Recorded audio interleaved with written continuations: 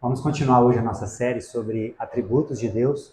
Nós queríamos começar o ano conhecendo um pouco mais a Deus e conhecendo as suas características, né? A Rebeca, semana passada, falou sobre a verdade, né? E o que ficou para mim é: Deus conhece e transmite toda a verdade.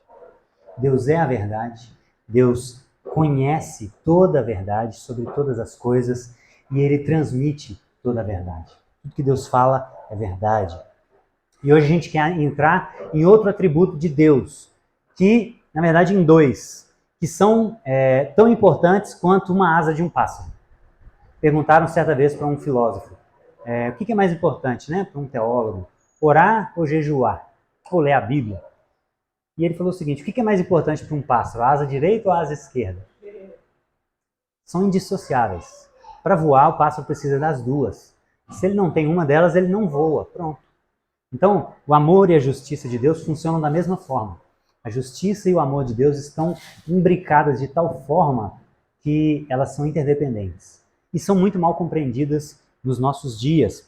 E eu queria iniciar, de forma introdutória, trazendo duas frases de duas pessoas distintas para a gente começar a pensar sobre o que essas pessoas pensam sobre a vida. A primeira pessoa disse o seguinte: em nada considero minha vida preciosa para mim mesmo, contanto que eu complete a minha carreira e o ministério que recebi do Senhor Jesus para testemunhar o evangelho da graça de Deus. Essa é a primeira pessoa. A segunda pessoa disse o seguinte: nosso Deus não faz acepção de pessoas. Nós somos amados, cuidados por Deus. Ele nos fez do jeito que somos, coloridos. O que eu começo a perceber dessas duas pessoas? A visão de mundo delas é totalmente diferente. A primeira coloca Deus em primeiro lugar. A segunda coloca os seus sentimentos em primeiro lugar. A primeira, tudo gira em torno de Deus. A segunda, tudo, inclusive Deus, tem que girar em torno dela e das suas emoções, do que ela sente. Isso por quê, meus irmãos? Porque a gente enxerga as coisas através de uma lente. E na maioria das vezes, quando nós não temos isso aqui semanalmente, quando nós não temos igreja, quando nós não ouvimos a palavra de Deus com frequência, nós somos moldados inconscientemente pela luz da nossa cultura. Então nós lemos todas as coisas com o óculos da cultura e não com o óculos de Jesus. E às vezes isso é consciente, às vezes não é. A questão é, tudo que a gente pensa é pensado através de um óculos. E a nossa ideia, como cristãos, é ler tudo através dos óculos de Jesus. E amor e justiça hoje são enxergados através dos óculos da cultura atual. E qual é a cultura atual? Sentimentalismo. É o que se chama na história de revolução afetiva, que aconteceu há 300 anos atrás, no século XIX. Que foi uma resposta ao racionalismo, que foi lá no início do humanismo, do Renascimento, no início da Idade Moderna, século XVI. E qual que era a ideia do racionalismo? O homem, né? Paulo viveu há 2000 anos atrás, ele vivia numa cultura onde Deus era o centro. E aí, no racionalismo, lá na Idade Média, no final da Idade Média, o homem passou a ser o centro de tudo. Então, abandonaram a visão de Deus no centro para a visão do homem no centro. E nesse primeiro momento, qual parcela do homem? A razão. Estavam fazendo descobertas muito grandes. E aí a razão do homem passou a ser a medida de todas as coisas. E surge o racionalismo. Então o homem se acha independente. E aí um outro grupo, um pouquinho depois, viu isso e falou: não, mas a gente tem sentimentos também. Então veio a revolução afetiva. E começaram a determinar o que o homem é pelo que ele sente, não mais pelo que ele pensa. Porque a gente pensa errado, às vezes, não pensa? Pensa. Então ficaram esses grupos discutindo. E qual é a cultura que domina hoje na nossa sociedade? O sentimentalismo. Essa revolução, fruto dessa revolução afetiva. Então hoje a nossa cultura pensa amor e justiça de Deus à luz do que ela sente. E não do que Deus revela. Porque já abandonamos essa ideia de verdade. A verdade é o que eu sinto. Eu que dou sentido ao texto, não é o texto que fala a verdade para mim. Percebem a diferença? Então, mas a nossa missão é buscar o conceito original. O que é amor? O que é justiça? Para Deus. Não o que eu sinto que é amor. Não o que eu sinto que é justiça. Não o que eu sinto que é injusto. Eu acho que é injusto essa situação. Eu sinto amor por uma pessoa. Nós vamos entender hoje, buscar, voltar às raízes do que é amor e do que é justiça. E como o David falou, nessa cultura antiga existiam 4 tipos de amores. E o mais básico deles é o eros, é o amor de marido para esposa, é o amor sexual. E sem ele a gente não existe. Se ninguém mais tiver eros, a gente deixa de realizar aquilo que nos faz existir. Então ele é o amor mais básico. Nós somos frutos do eros. Depois tem o amor estorge, né? Que é o amor de mãe para filho. Então o primeiro é necessário para a gente existir. O segundo é necessário para a gente ser criado. Eu estou com minha mãe aqui hoje, né? E eu entendi muito do que é o amor graças ao que a minha mãe me amou. Isso é importante por quê? Porque isso é uma das primeiras formas que a gente se sente amado. Amor de mãe para filho, de pai para filho. O terceiro é a amizade, é o filos, que já não são tão biológicos, já não são necessários para a nossa existência ou para nós sermos criados, mas eles embelezam a vida. A vida com amigos ela é muito mais bela. A vida sem amigos ela é fria, ela é morta. E por último, o amor ágape, que é o amor de Deus. É o amor que Deus tem e é o que Ele exige de nós, que é o amor doador. Essa palavra acontece 115 vezes no Novo Testamento. E ela significa amor fraterno, afeição, boa vontade, benevolência. O amor ágape é o amor que se doa sem exigir nada em troca. Deus estava perfeito em si mesmo, Deus existia, tinha uma relação de amor entre o Filho e o Espírito Santo eterna, ele não tinha necessidade nenhuma. Ele simplesmente criou todas as coisas porque ele ama, porque ele tem essa necessidade de doar, sem esperar nada em troca. Então esse é o amor ágape, esse é o amor de Deus. E por isso, abra comigo lá em 1 João, capítulo 4, verso 8. Lá no finalzinho da Bíblia. 1 João 4, 8.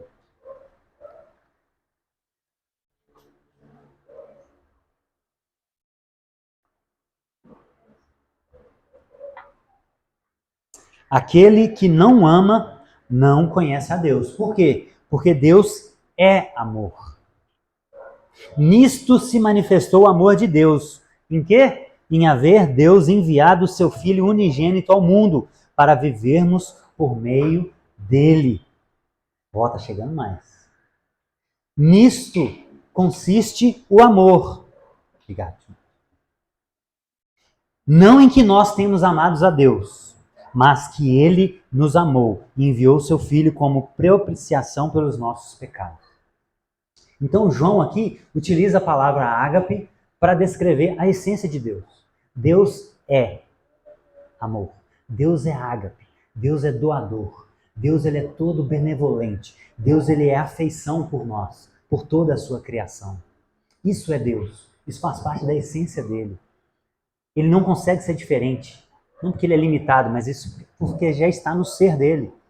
Ele é completo em si mesmo. Ele não pode ser diferente de amor. Ele é amor. E, em outras palavras, eu definiria amor como querer o bem maior ao outro. A gente pode usar o significado das palavras e de como ela é usada em todo o contexto da Escritura para a gente tentar um significado que mais faz sentido para nós. Então eu definiria amor como querer o bem maior para o outro. E eu sublinho esse maior. Porque existem muitas coisas boas na vida. Prazeres são bons, diversão é boa, tudo isso é bom. Só que o amor consiste em querer o bem maior. E em muitos momentos nós seremos privados desses bens menores. Isso é muito importante para a gente entender o amor de Deus por nós. Porque Ele ama a nossa vida e Ele ama, por quê? Porque Ele quer o bem maior para nós. E qual é o bem maior, irmãos? Qual é o bem maior de toda a existência? É Ele, é a salvação, é ter um lugar na mesa, no reino vindouro. Esse é o bem maior de toda a existência, é conhecer o bem maior, que é Deus. Ele é o bem maior. Então, como Jesus diz, de que adianta ganhar o mundo inteiro e perder sua alma? Jesus está hierarquizando bens. Existem coisas boas na vida, mas existe algo maior que todas elas. E amor é querer o bem maior ao outro. Isso faz toda a diferença. Uma criança ela pode querer doce todo dia. Comer doce é bom, satisfazer um prazer. Mas por nós amarmos ela e querermos um bem maior, a saúde dela, nós não deixamos. É assim que Deus trabalha conosco. Existem bens maiores que nos fazem privar de bens menores para alcançar esse bem maior. Então a gente age assim com os nossos filhos o tempo inteiro. E Deus age assim com a gente também. Numa escala muito maior. Muito diferente. Uma criança pode ser privada de um doce. Nós podemos ser privados de um filho, de uma mãe, de um cônjuge. Mas a escala é diferente. Deus está pensando num bem maior. Deus está vendo, Ele tem outros atributos. Ele é onisciente também. Ele não é só amor e justiça e verdade. Ele também é onisciente. Então, para nos facilitar alcançar esse bem maior, Ele pode nos tirar bens menores ou permitir que nós perdamos bens menores. Porque isso é amor. É visar um bem maior. Entendem? Isso nos ajuda a viver melhor com Deus. E por isso a gente entende que amor não é sentimento. Amor não é sentimento, até porque ele é um mandamento. Jesus, em João capítulo 13, ele falou, olha, um novo mandamento vos dou, amem uns aos outros. Por que é novo? Porque agora a referência é diferente. Na lei era, ame o próximo como a ti mesmo. Você era a referência do amor. Agora é, ame ao próximo como eu vos amei. Então antes era estorge, filéu, agora ame o outro com um amor doador, como eu fiz.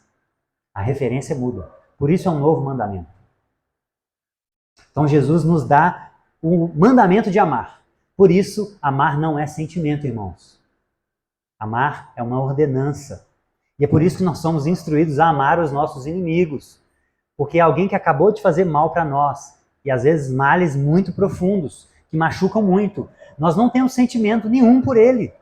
Estamos com raiva de fato, com justiça. Mas o mandamento é amar. E o que é amar? Querer o bem maior. Então o mínimo que a gente pode fazer por essa pessoa é orar por ela. E se você tiver um tempo depois, busque vídeos na internet de mães e pais orando pelos assassinos dos seus filhos. E vocês vão entender o que é um ato de amar, uma decisão de amar. Ela está triste, ela está com o coração dilacerado, mas ela escolheu desejar o bem maior para o outro, que é a salvação. Por isso ela ora por aquela pessoa que acabou de matar o filho dela. Amor não é sentimento. E a nossa cultura trata amor como sentimento. Então ele é uma decisão e é o selo. Jesus falou nesse texto, nisto conhecerão que vocês são meus discípulos, que amem uns aos outros, que agapau uns aos outros. É o mesmo verbo. Então esse é o selo do cristão. O cristão é aquele que consegue ou busca, pode ser que a gente não consiga, pode ser que se acontecer alguma coisa amanhã, com a Lídia, com a Tata, com a minha mãe, eu não consiga fazer isso. Mas isso não anula o que eu estou falando. O fato de a gente entender que isso deve ser feito, não muda o fato se eu não conseguir fazer. Eu sei que eu devo fazer. Se eu vou conseguir é outra coisa. Porque é difícil mesmo. Não é fácil. Amar inimigos não é fácil. Por isso, não é um sentimento. E justiça. Deus também é justiça. Deus não é só amor. Deus também é justiça, na mesma proporção, nos mesmos moldes. Deus é todo amor. Deus também é todo justiça. E aí, às vezes, a nossa cultura trata isso como coisas antagônicas, né? Não, mas Deus é amor, Ele não vai fazer isso comigo. Deus é amor, Ele não vai fazer isso com meu filho. Ele não vai permitir essa situação. Mas Deus também é justiça. E o que é justiça? No original, essa palavra acontece 47 vezes. Quando Jesus está repreendendo os fariseus por eles darem o dízimo, mas negligenciarem duas coisas: o amor e a justiça de Deus. A palavra ali, justiça, crises, significa julgamento, opinião, certo e errado, punição. E aí, né, mais uma vez, um teólogo chamado Santo Agostinho, né, muito famoso na história da igreja, ele disse que ele sintetizou isso de uma forma muito interessante. Ele fala que justiça é dar a cada um o que é seu. Justiça é dar a cada um o que é seu. E tem um exemplo no direito muito interessante. Imagina 3 crianças disputando uma flauta. E aí João, né, o primeiro, diz que ele merece a flauta porque ele é o único que sabe tocar a flauta. A Maria, ela quer a flauta porque ela não tem nenhuma. Os outros têm recurso para comprar uma flauta, ela não tem. E o José fala que a flauta deve ser dele porque ele fez a flauta. O que é o justo nessa situação? É dar para quem não tem? É dar para quem é o único que sabe tocar? Ou dar para quem fez? É uma perspectiva. E aí tem aquelas diversas teorias de justiça, né, Felipe? Os igualitaristas, né? A Maria é uma igualitarista. Eu não tenho nenhuma, então eu preciso a flauta deve ser minha. O João, que diz que ele é o único que sabe tocar, ele é um utilitarista. Eu sou o único que pode dar utilidade para essa flauta. O que adianta não ter uma flauta, mas não saber tocar? E o José, ele é um liberal. Por quê? Eu fiz, não importa se outros não têm. Eu fiz, ela é minha. Então percebam como a nossa visão de justiça, né, Charles? A gente lida com isso o tempo inteiro, nos tribunais. Como a nossa visão de justiça, ela tem várias facetas. Mas me chamou a atenção a ideia de justiça, o conceito de opinião. Por quê? Porque a justiça última é a opinião de Deus. Sabe por quê, meus irmãos? Deus vê para além. E se José e Maria, João e Maria, estiverem mentindo? Percebam? E se Maria tem uma flauta, mas está mentindo? E se José, na verdade, não sabe tocar, mas mentiu que sabe?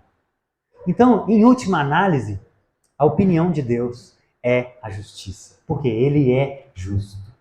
Ele vê todas as facetas. Ele vê a motivação do coração. Ele vê as possibilidades das situações. Percebam? Deus é justo. Nós, como seres humanos, vemos em partes, né? A própria Bíblia fala isso. Um dia nós veremos plenamente, mas nós vemos em partes. Então a nossa justiça é sempre inferior.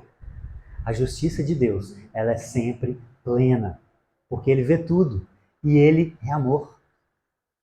A justiça dele é temperada com amor e o amor temperado com justiça.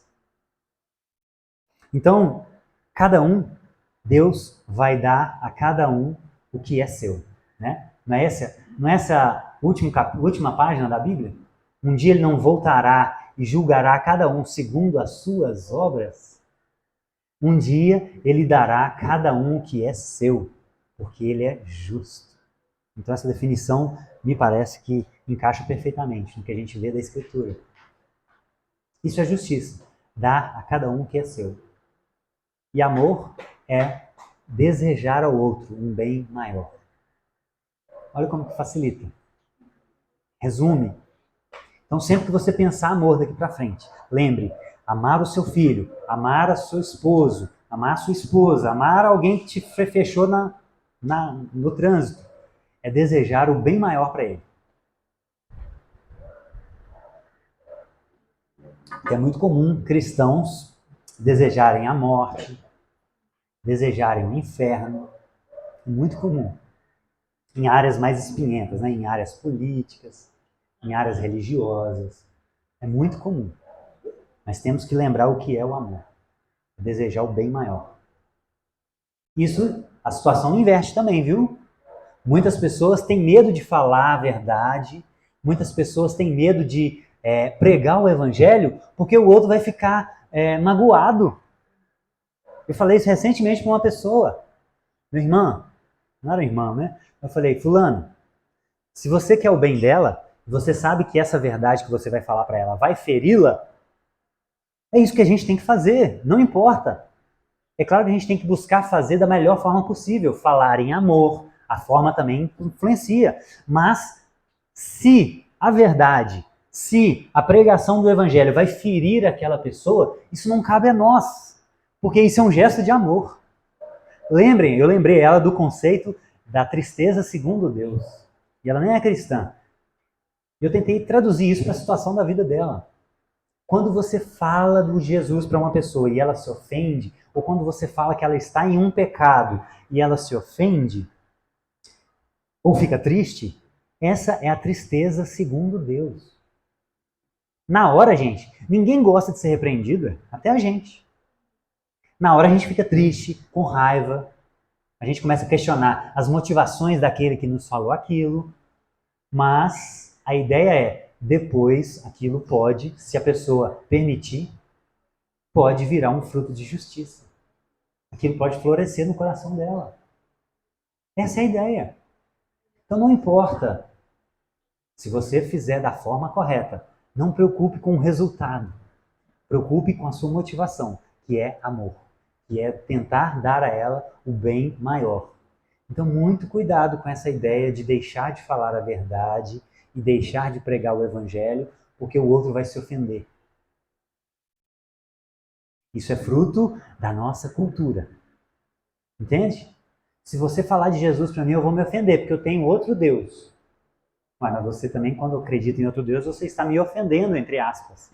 Mas isso é inevitável. Isso é inevitável. Nós temos que confiar no fruto, na semente plantada e deixar que o Espírito Santo regue. Não é isso?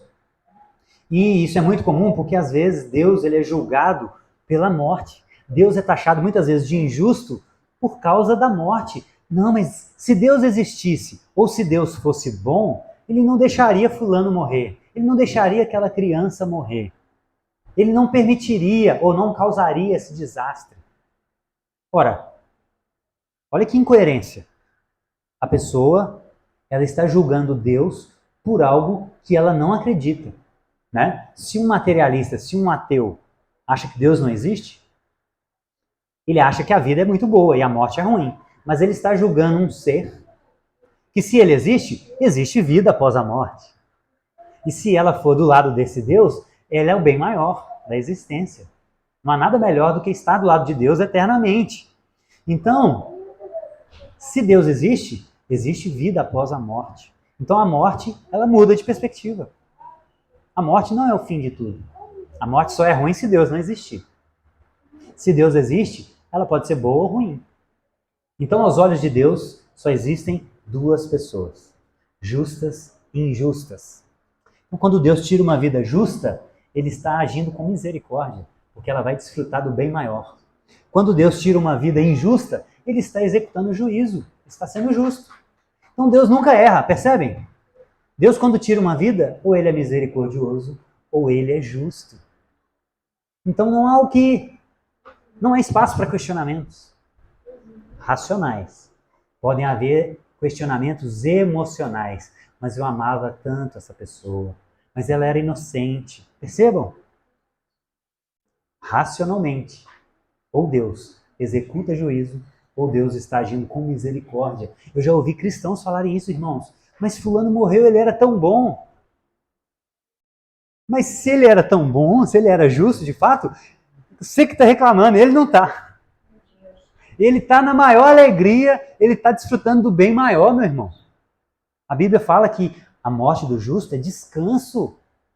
Então, muitas pessoas que experienciam uma experiência quase morte, elas falam, é quase unânime, eu não queria voltar. A sensação é tão boa que eu não queria voltar. A gente, tá ruim é pra gente que tá vivo. Entende? Tá ruim é pra gente. E lembrem, Deus é onisciente, Ele é bom. Lembrem sempre dos atributos de Deus. Por isso é muito importante essa série. Poxa, imagina uma pessoa justa, que Deus vê que daqui a pouco ela não vai suportar aquela aprovação e vai cair. Se Deus recolhe essa pessoa, Ele está agindo com misericórdia com ela. Porque Ele viu que ela iria tropeçar mais na frente. Percebe? E Ele sabe que aquilo vai gerar no filho, na esposa, no marido. Ele sabe todas as coisas, irmãos. Apenas confiemos na bondade dEle e na justiça dEle. Apenas confiemos. Ele é Deus. Ele está no controle, não a gente. E quando a gente vai misturar essas duas coisas, amor e justiça, olha lá comigo, Romanos capítulo 11. Volta um pouquinho aí. Romanos 11, verso 22. Romanos 11, 22.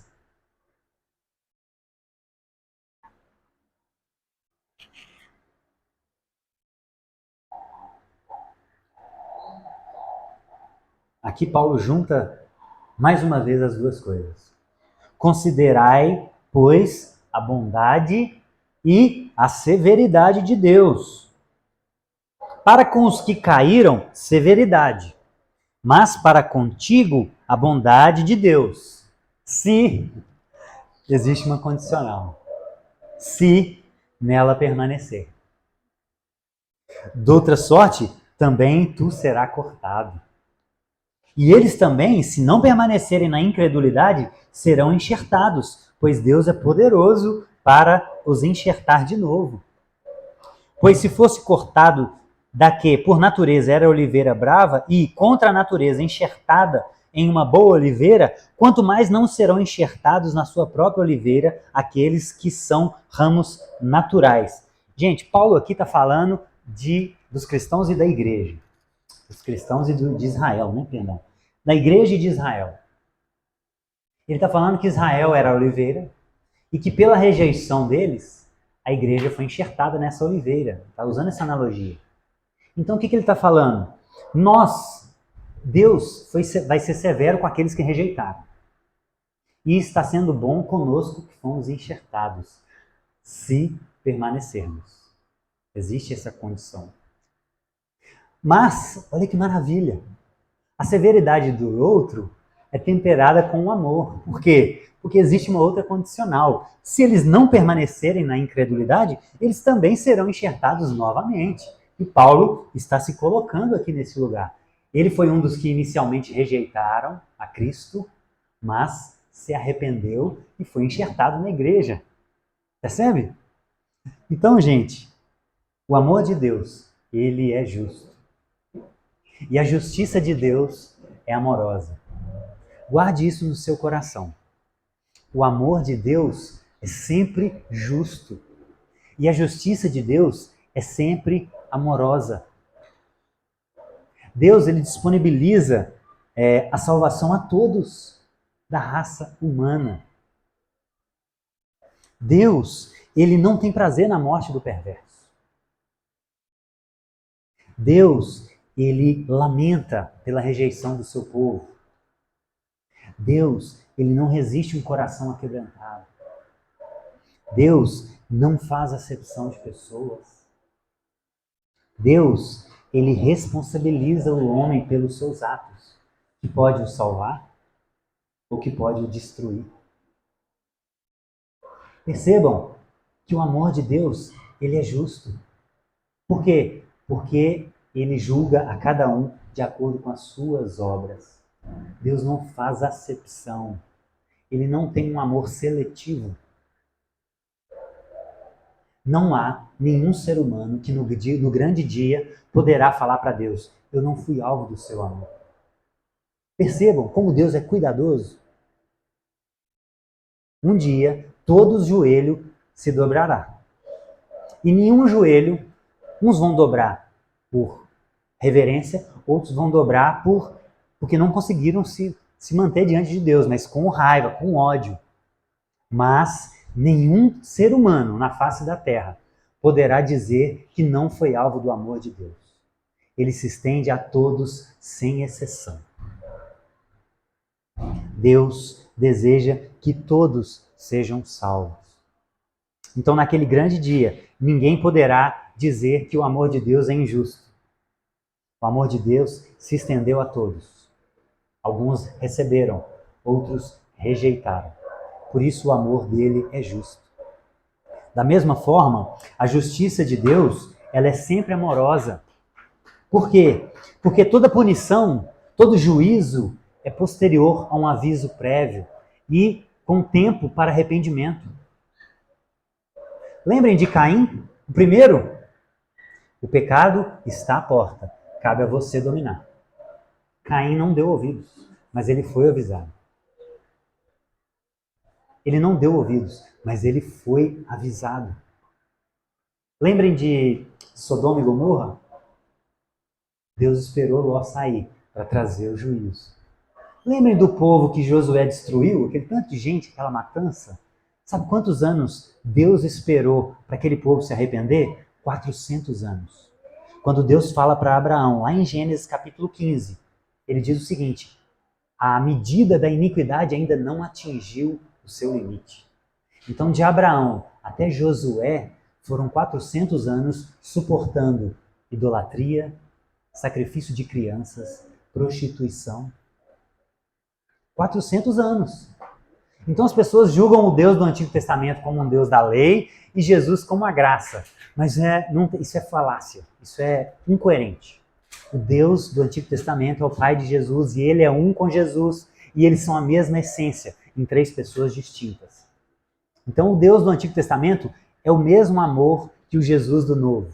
E o Jesus do Novo é o mesmo juízo do que o Deus do Antigo. Deus aguardou 400 anos para punir os cananeus. A gente não suportaria um dia vendo o que eles faziam.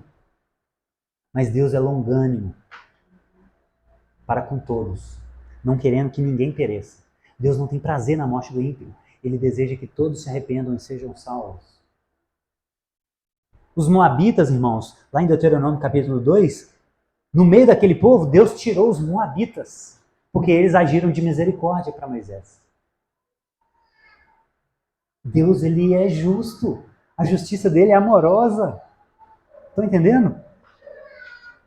Lá no bezerro de ouro, Moisés avisa, olha, antes de mandar todo mundo, cada um entrar na tenda dos seus irmãos e matar aqueles que adoraram o bezerro de ouro, Moisés chega na porta da tenda e diz o seguinte: quem é de Deus, venha para o meu lado. Ele chama as pessoas antes. Aí vem alguns, e aí ele pega esses alguns e fala, olha, entre nas tendas e matem todos os idólatras. Eles foram avisados antes. Eles tiveram a oportunidade antes. Sabe quanto tempo Deus suportou? Eu fiz questão de calcular. Sabe quanto tempo Deus suportou o pecado de Israel antes de mandar eles para o exílio? De Jeroboão, que foi o primeiro filho do reino dividido, né? O filho de Salomão. De Jeroboão, que já começou a fazer toda a bagunça. Idolatria, rebeldia. De Jeroboão até a queda do reino do norte, em 722, se passaram 208 anos. Deus suportando e mandando profetas e avisando: olha, vocês estão no caminho errado, se arrependam. Estão entendendo? O juízo de Deus é sempre amoroso, porque tem oportunidade. Ele é perfeito, irmãos. Ele não erra em nada. Isso é grandioso demais para a gente. E por último, lá em Apocalipse 2, na igreja de Tiatira, Deus diz que tinha uma Jezabel lá, né? E ele tinha dado tempo para ela se arrepender. Mas ela não quis se arrepender. Então Deus, o juízo de Deus, quando Deus traz um juízo, irmãos, é porque excedeu todas as possibilidades. Porque se passar daí, isso já não é amor, aí já vira injustiça. Estão entendendo? Aí a gente ia chamar Deus de outro nome, de um banana. Poxa, mas aí tudo tem limite, né? E Deus também tem os seus limites. E o limite dele é perfeito. Ele age em fúria com total amor anterior. E quando ele disponibiliza amor, ele disponibiliza isso com justiça perfeita. Esse é o nosso Deus, irmãos. Ele é amor, ele é todo amor. E ele é todo justiça também. E nós vivemos na era em que Deus é fatiado. Ou se pega a justiça para os outros e o amor para nós. O que são, senão essas igrejas inclusivas? Fatiam Deus, pegam só um lado de Deus. E existem igrejas que estão incluindo pecados sexuais. Mas existem igrejas também que estão incluindo outros pecados. Tem igrejas incluindo os gananciosos. Tem igreja incluindo todo tipo de pecados, mentirosos. Existe todo tipo de igreja inclusiva no nosso meio. Não só pecados sexuais. E onde a cruz entra em tudo isso? A cruz é o lugar onde a justiça e o amor de Deus se casam perfeitamente. Por quê? Porque quem pecou? Adão. Quem merecia morrer? Adão. Essa era a justiça. Adão deveria morrer. Porque foi ele quem pecou. Eva, ela deveria morrer. Porque foi ela quem pecou. Mas, por amor, Deus toma a punição para si. E disponibiliza para nós o amor. Isso é algo assim, indizível. Ele foi justo, mas ele decidiu ser justo consigo mesmo. Mantendo o seu caráter justo. E ofereceu para nós o filé, o amor. Qual é a nossa decisão hoje? Nós entendemos, reconhecemos que somos merecedores desse juízo? Porque se a gente não reconhece, nós estamos recusando o amor. Entende?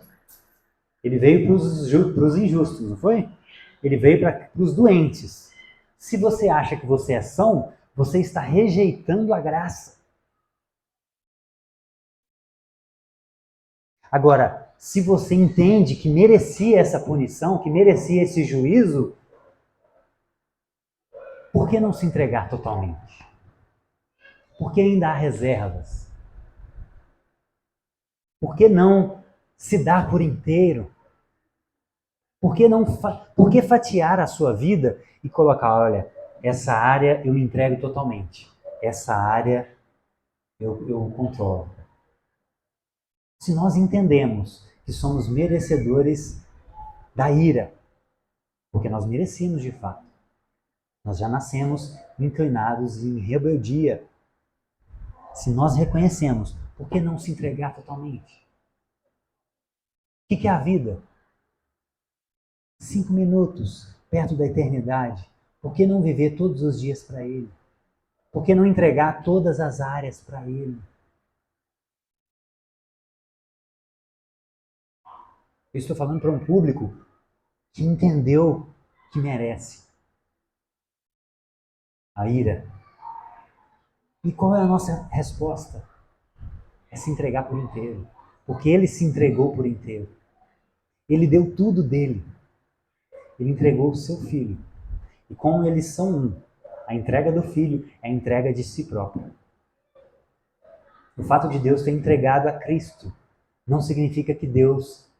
aí você se imagina você se entregando o seu filho. Poxa, mas como que Deus conseguiu? Porque ele é um com Cristo. Ele estava entregando a si próprio. Isso doeu mais nele. Entende? Ele estava entregando a si mesmo na cruz. Então eu queria te convidar a orar por isso hoje. A orar para ver se, para sondar o nosso coração, se a gente de fato entendeu o tamanho desse amor e como ele é justo em medidas equânimes, numa justa proporção. Ele é todo amor, ele é todo justiça. E isso forma a beleza de Deus. Queria te convidar a ficar de pé.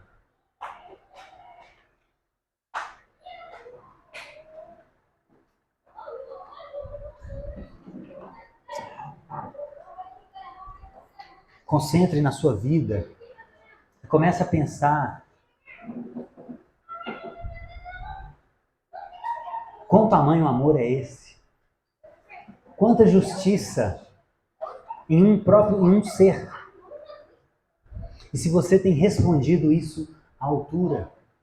E se não, nós temos a oportunidade hoje de tomar uma decisão, de renovar os nossos votos. Estamos iniciando mais um ano onde podemos dar tudo, onde podemos nos entregar sem reservas.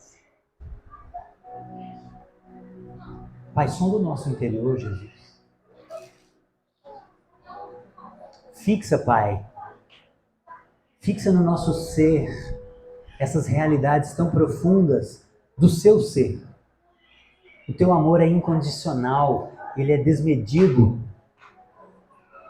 Não tem como mensurar o tamanho do seu amor, não tem como mensurar o tamanho da sua justiça, mas elas se harmonizam de uma forma perfeita, que nós temos um vislumbre, mas não ainda compreendemos na sua totalidade. Mas isso já é necessário para nós nos dobrarmos nessa manhã e tomarmos a decisão mais sensata, nos render por inteiro, te amar de todo o nosso coração, de toda a nossa alma, de todo o nosso entendimento, de todas as nossas forças. Nos ajude, Senhor, a caminhar esse ano baseado nessas premissas de quem o Senhor é. Nos ajude a te amar de todo o nosso entendimento, Pai. Fortalece cada um de nós para conseguirmos ser constantes e te conhecer através de cada página da nossa Bíblia. Nos ajude a te amar de toda a nossa força, de recuperar aquela força que nós tínhamos no início da nossa conversão. Nós fazíamos tanto para o Senhor na igreja, na nossa casa, nós tínhamos disposição de ensinar os nossos filhos, nós tínhamos disposição de ensinar as pessoas na igreja, de fazer muitas coisas na igreja. E hoje isso se perdeu, Pai. Nos ajuda a te amar de toda a força nesse ano. Nos ajude a te amar de todo o nosso coração, Pai. A sondar todas as nossas motivações e perceber se de fato elas são direcionadas para a sua glória ou para qualquer outra razão, Senhor. Em nome de Jesus, nós te pedimos, Pai, nos ajuda nesse ano a caminharmos em amor, porque esse é o nosso selo. Essa é a nossa bandeira. Nossa bandeira é o amor. Nossa bandeira é o amor. Justo amor de Deus. Nossa bandeira é a justiça amorosa de Deus. Nós queremos carregar isso, primeiro para ensinar para os nossos filhos, para os nossos cônjuges, para a nossa igreja e para até os confins dessa terra, Pai. Enche cada um de nós com a força do alto para vivermos em amor nesse próximo ano, Pai. E que cada um seja renovado no seu espírito, para a sua honra e para a sua glória. Amém. Amém, irmãos?